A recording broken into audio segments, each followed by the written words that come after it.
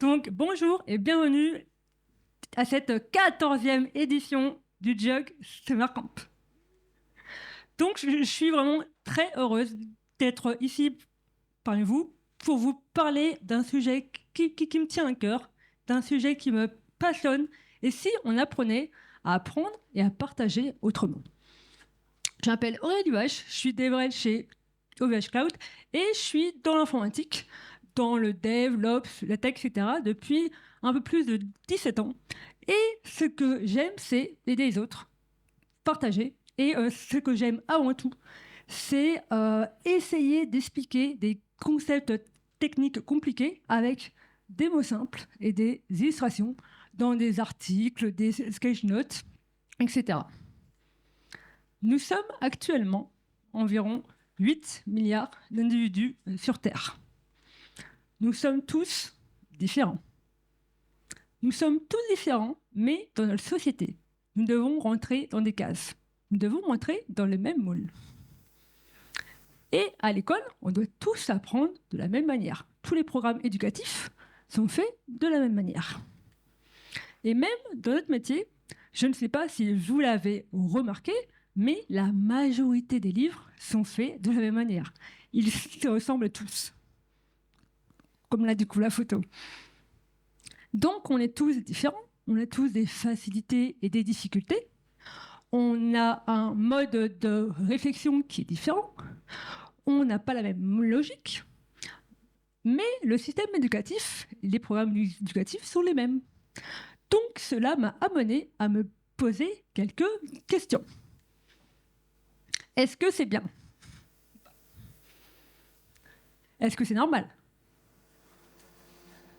Est-ce qu'on peut changer cela? Est-ce qu'on peut innover? Est-ce que cela a un intérêt de le faire? Et enfin, qu'est-ce que cela peut nous apporter? Eh bien, on va essayer de répondre à ces questions. Je vais vous raconter une histoire. Je vais vous raconter mon histoire. Il était une fois une petite Aurélie qui avait deux grandes passions, les Lego et le dessin. J'adorais jouer au Lego, partir de rien, suivre les instructions et réaliser des créations. Et là, je vous ai mis en haut à droite, si j'arrive à cliquer, le petit set de Lego que j'ai le plus joué en fait, avec lequel j'ai le plus joué. Donc c'est le petit instant de nostalgie. Et j'adorais donc monter, démonter, remonter les Lego et imaginer des histoires avec. Ma deuxième passion était le dessin. Je dessinais tous les jours, je dessinais tout le temps et je dessinais même sur mes cahiers en cours.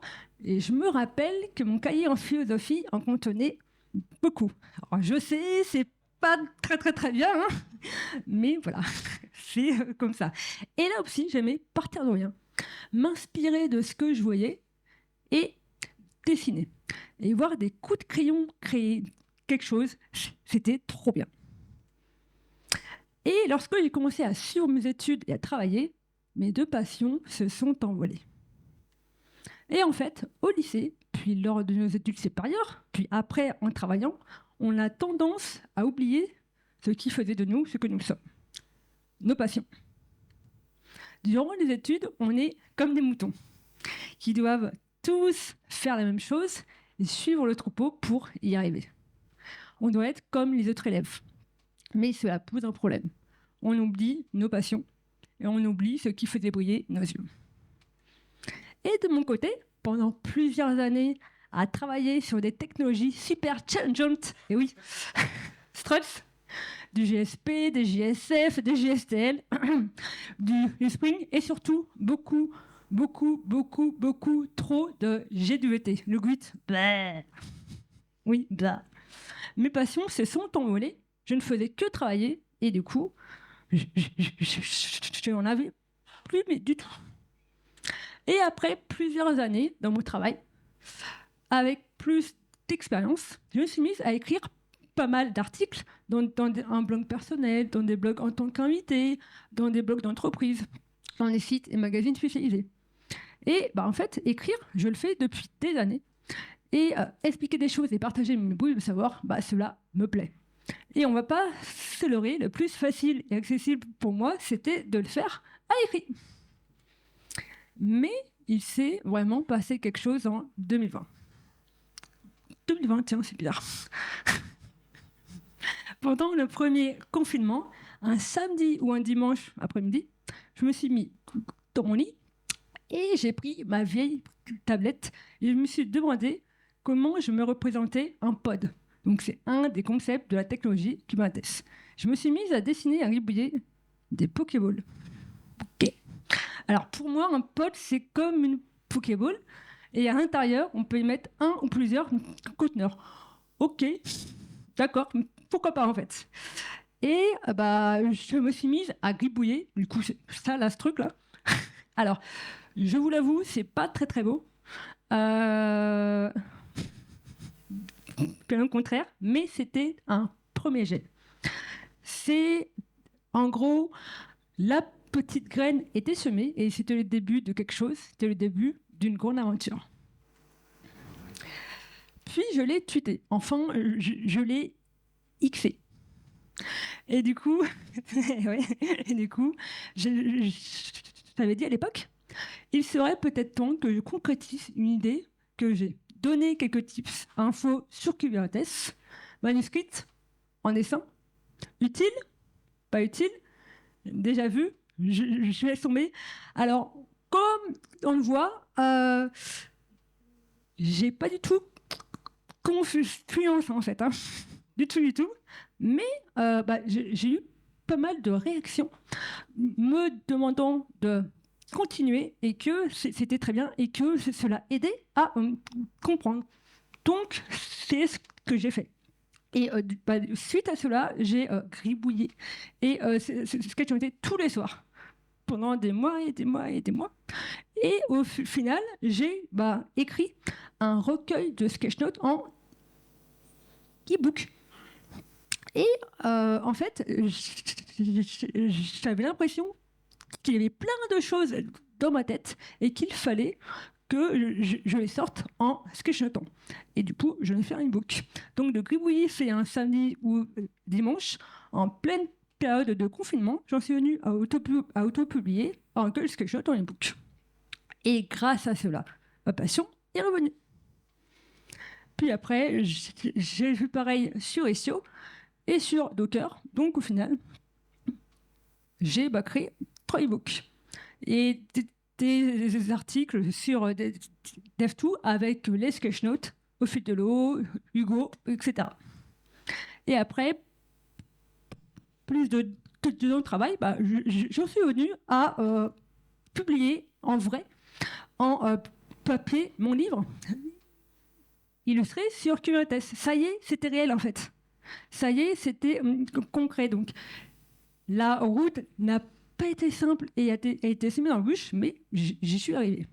Et je me suis même lancé à faire des vidéos courtes de 2-3 minutes sur Kubernetes et Docker sur YouTube, avec un mélange de sketchnotes et de vidéos.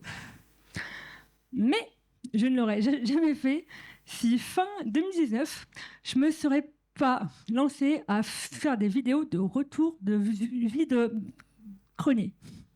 La caméra et moi, ça fait 12.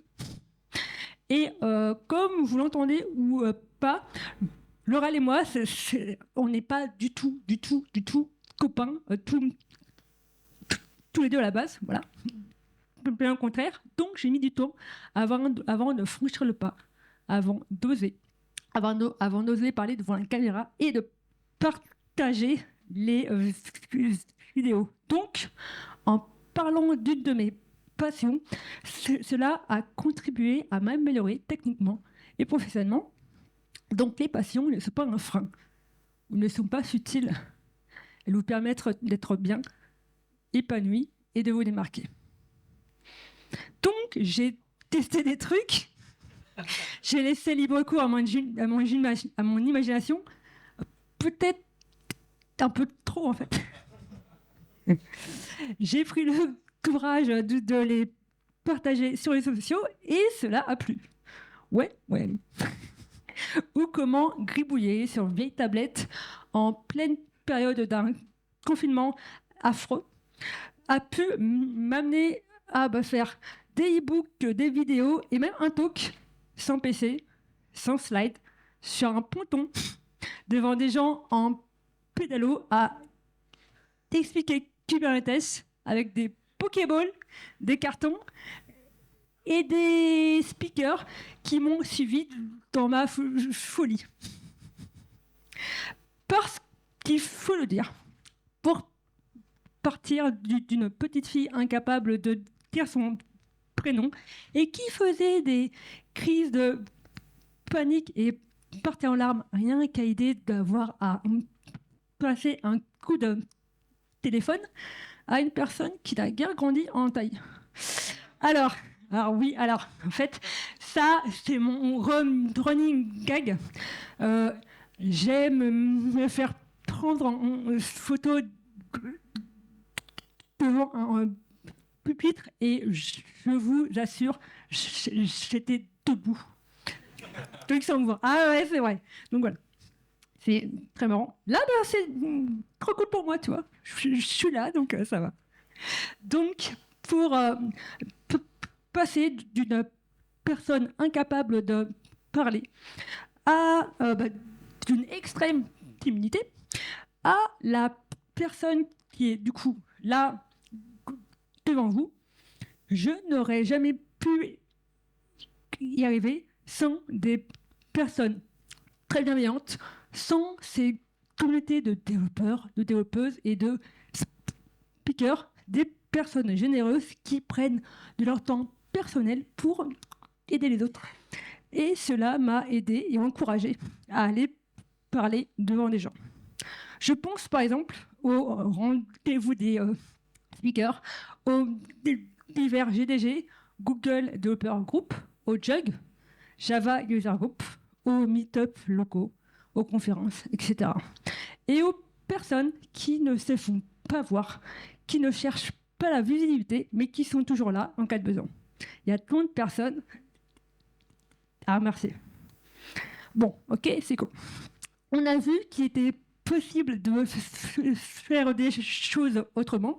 Et si maintenant, on expliquait les choses différemment? Et si on réfléchissait à un moyen de partager d'une autre manière? Mais pour qui, en fait? En un, pour les neuroatypiques.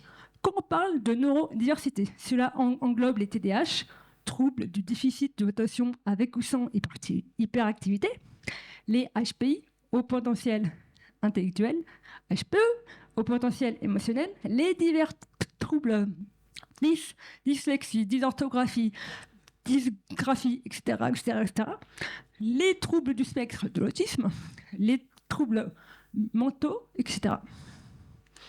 Et comme on sait qu'il y aurait environ 15% des neuroatypiques diagnostiqués dans le monde, mais que la majorité ne le sont pas, cela se fait se poser des questions. En deux, pour les juniors, pour les personnes moins expérimentées. Et en trois, je dirais simplement pour vous. Personnellement, cela m'aide grave de sketchnoter pour comprendre les choses. Et je le fais depuis des années, mais je n'aurais jamais pensé le faire pour les autres, car je me disais que cela n'intéressait que moi et que tous les autres comprennent bien plus rapidement en fait que moi. Mais on a tous notre façon personnelle de penser et de réfléchir, donc vos tips peuvent aider d'autres personnes. Du coup, est-ce qu'on peut changer les choses? Est-ce qu'on peut sortir des conventions? Eh bien, je pense que la question, elle est toute répondue. Bon, c'est bien gentil, mais comment on fait pour créer des trucs qui sortent de l'ordinaire? Alors oui, je sais ce que vous allez dire. Aurélie, t'es bien gentille avec tes gribouillis, là, tes vidéos, mais comment je fais moi pour créer des choses qui sortent du commun. Je claque des doigts et c'est parti. Alors non, mais on va voir quelques tips qui peuvent vous aider à faire sortir l'imagination et la créativité qui est en vous. Essayez de prendre au moins 30 minutes, 1 heure par semaine pour vous. Aérez-vous le cerveau. Voyez d'autres choses que votre travail et que votre quotidien. Vous pouvez, par exemple, marcher, courir, faire de la randonnée. Faites du vélo, du roller, du skate, de la trottinette. Faites des jeux de plateau, des jeux de société, des jeux vidéo. Écrivez, dessinez, du tricot, de la couture, des activités avec du bois, avec de l'impression 3D. Où trouvez-vous un petit coin de paradis? Vous pouvez également vous poser quelques minutes dehors, près d'un lac, d'une rivière, dans une forêt, là où vous vous sentirez bien. De mon côté, ma bouffée d'air frais, c'est lorsque je vais à des vide-greniers. Et oui, cela m'aide à faire un break avec mon quotidien, à m'aérer, et je pense à pas mal d'idées en fait, de talk, etc. Quand je me balade en vide-grenier. Alors comme il n'y a pas beaucoup de vide-greniers en hiver, sniff, mon deuxième sas de décompression, c'est quand je cribouille en fait. Donc c'est une bulle temporaire dans un quotidien très prenant. Le but est que vous vous trouvez des moments pour vous, pour vider l'esprit, pour laisser libre cours à votre imagination et à votre créativité, c'est important, et à ce qui fait de vous ce que vous êtes. On a vu que c'était bien de partir autrement. On va maintenant voir mes petits coups de cœur. En premier, dans les personnes qui ont changé cette façon d'aborder les concepts très compliqués, j'étais obligée de vous parler de Julia Evans, alias Bork. Elle parle de DNS, de réseau, de bash, etc. dans le design. Donc si vous ne la suivez pas, je vous invite, d'ores et déjà, là maintenant, à la suivre. C'est vraiment top, c'est top, stop. En deux, il y a Priyanka de chez Google qui a commencé en 2020 à illustrer le cloud de chez Google. Donc, pareil, si ça vous intéresse, suivez-la. Il y a également des talks qui sortent de l'ordinaire, comme celui de Pierre Thibulle, qui est là, au premier rang, et Noël, qui nous conte l'histoire des navigateurs web dans un format atypique. Et c'est génial. Pierre Sketchnote, l'histoire que raconte en live Noël. C'est un talk qui sort du commun et qui mérite d'être vu. Et d'ailleurs, je vous invite à aller voir un certain quickie qui s'appelle Dessiner, c'est gagner, et qui est dans là, donc voilà, très bien, donc go. Et il y a également Sébastien Blanc à la CB qui vous parle de Quarkus, de base de données, de Scratch, de Kubernetes même, tiens. Il est humble, imaginatif et créatif et vous vous ennuierez jamais avec lui, donc également, je vous invite à le suivre. Il y a également Lee qui a fait un talk en chantant en mai dernier à Toronto sur le service Access. Et c'était génial. Et j'ai prévu donc la vidéo, mais je ne sais pas si on l'entendra. Elle est en mute, ouais, mais sauf que je...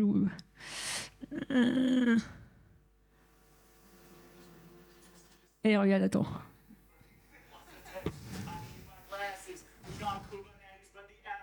C'était trop bien en fait.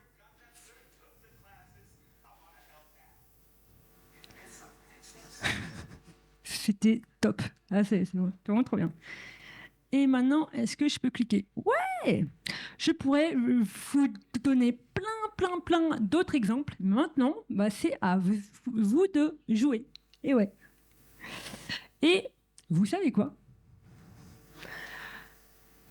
Il existe plein de manières différentes de partager son savoir, ses connaissances. Le plus important est de rester vous-même, d'oser, de tenter des choses. N'essayez pas de copier les autres, c'est important. Partagez de la manière dont vous le voulez. Changez les choses. Nous sommes tous différents, donc nous ne sommes pas obligés d'avoir à apprendre de la même manière.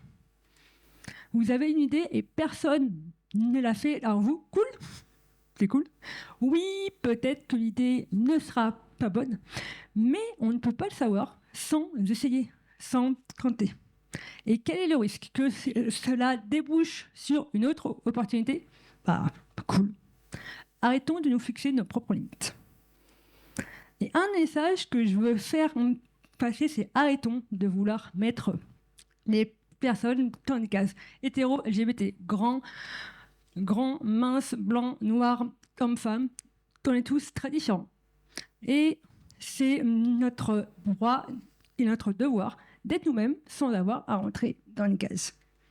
Et j'aimerais attirer aussi votre attention. Si vous voulez partager du contenu, si vous voulez créer, faites-le non pas pour vous mettre en avant, pour avoir des likes, des followers, de la visibilité, mais tout simplement pour aider les autres et faire le bien. Nous avons un pouvoir. Nous avons des pouvoirs. Aider les autres. Écoutez, et je dirais de manière active, et laissez les personnes parler, elles ont tant à dire et en raconter si on leur laisse l'occasion. Faites de l'accompagnement. Acceptez les autres et développez la différence. Ah, et qui dit grand pouvoir, dit grande responsabilité. Et n'oubliez pas, vous avez une voix, servez-vous-en, car je n'ai aucun doute que vous allez faire de choses merveilleuses avec. Même s'il existe déjà du contenu sur un sujet que vous voulez aborder, ne vous créez pas vos propres limites. Si vous voulez parler de ce sujet, faites-le. Si vous voulez sortir des sentiers battus, faites-le aussi. On est tous différents, donc vous aborderez le sujet d'une manière très différente. Que ce soit en écrivant un article, en présentant un Rex, en le faisant en chantant, en rap, en slam, en mimant, en inventant votre propre façon de partager. Exprimez-vous, car vous avez du talent. Et j'aimerais finir cette keynote par la dernière phrase du film d'animation Alerte Rouge. On a tous une créature cachée en nous. On a tous une facette qui peut être compliquée, embarrassante, bizarre. Et le plus souvent, on ne la laisse pas s'exprimer. Moi, je l'ai fait. Et vous? Merci.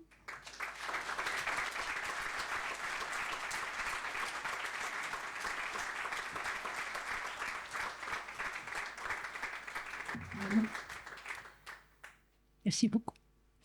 Alors, je suis toujours très intéressée par les feedbacks, les retours. Donc, si vous voulez m'en donner sur Twitter, sur LinkedIn et même là.